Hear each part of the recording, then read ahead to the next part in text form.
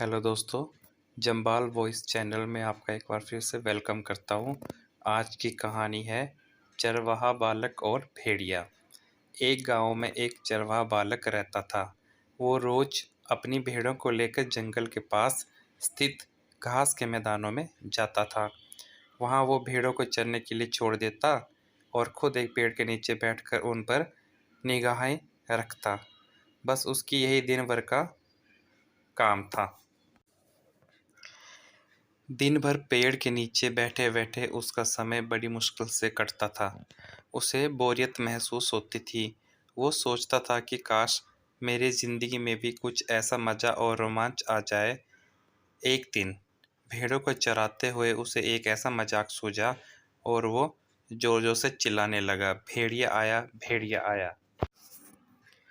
वहाँ से कुछ दूरी पर स्थित खेतों में कुछ किसान काम कर रहे थे। चरवाहे बालक की आवाज़ को सुनकर वे सब अपना काम छोड़कर उसकी सहायता के लिए दौड़े चले आए।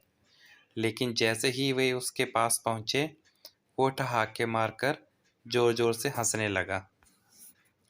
किसान बहुत गुस्सा हुए, उसे डाँटा और चेतावनी दी कि आज के बाद ऐसा मज़ाक मत करना। फिर वे अपने-अपने खेतों में लौट गए। चरवाहे बालक को गाँव के किसानों को भागते हुए अपने पास आता देखने में बहुत बड़ा मज़ा आया। उसने उनकी चेतावनी को गंभीरता से नहीं लिया। अगले दिन उसे फिर से मस्करी सूझी और वो फिर से चिल्लाने लगा, "भेड़िया आया, भेड़िया आया।" खेत में काम कर रहे किसान अनहोनी की आशंका में फिर दौड़े चले आए, जिन्हें देखकर चरवाहा बालक फिर से जोर-जोर से हंसने लगा। किसानों ने उसे फिर से डांटा और चेतावनी दी, लेकिन उस पर इसका कोई असर नहीं हुआ। उसके बाद जब तब वो किसानों को इसी तरह भेड़िया आया कहकर बुलाता रहता। बालक के साथ कोई अनहोनी न हो जाए, ये सोचकर किसान भी आते रहे, लेकिन वे उसकी इस शरारत से बहुत परेशान होने लगे थे। एक दिन चरवाहा बालक पेड़ की छाया में बैठकर बांसुरी बजा रहा था कि सच में एक भेड़िया वहां आ गया। वो सहायता के लिए चिल्लाने लगा, "भेड़िया आया, भेड़िया आया।" लेकिन उसकी शरारतों से तंग आ चुके किसानों ने सोचा कि आज भी ये बालक उन्हें परेशान करने का प्रयास कर रहा है, इसलिए वे उसकी सहायता करने के लिए नहीं गए।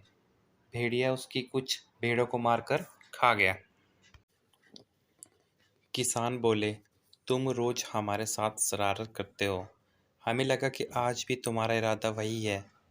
तुम हमारा भरोसा खो चुके थे, इसलिए हम में से कोई तुम्हारी मदद के लिए नहीं आया।" चरवाहे बालक को अपनी गलती का एहसास हुआ और उसने ये प्रण लिया कि वो फिर से कभी झूठ नहीं बोलेगा और दूसरों को कभी भी परेशान नहीं करेगा। दोस्तों, इस कहानी से हमें क्या सीख मिलती है?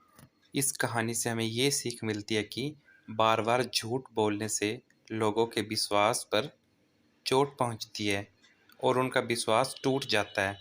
किसी का विश्वास पात्र बनना है तो हमेशा हमें सच्चाई के साथ रहना चाहिए। Thank you so much. Please subscribe my channel Jambal voice for more interesting stories.